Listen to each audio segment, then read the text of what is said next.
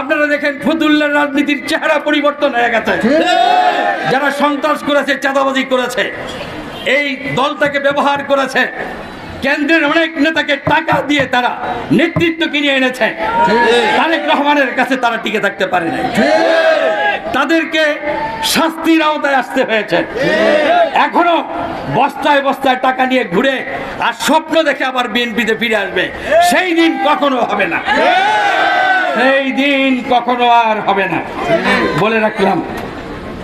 আর যারা সন্ত্রাসীদের সাথে ছোটখাটো সন্ত্রাসী ছিল, আমার সাথে যোগাযোগ করা শুরু করেছে, বলে যে ভয়ে ভীত হয়ে অনেক কিছু করেছি, মাপ চাই, এখন আমাদেরকে দল করার সুযোগ দেন।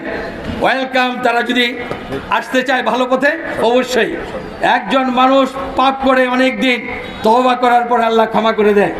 তারা যদি মনে করে থাকে যে তারা ভুল করেছে ওই সন্ত্রাসীদের লুটেরার পিছনে গিয়ে, আজকে ভালো হতে চায়, অবশ্যই তাদের জন্য সুযোগ রয়েছে।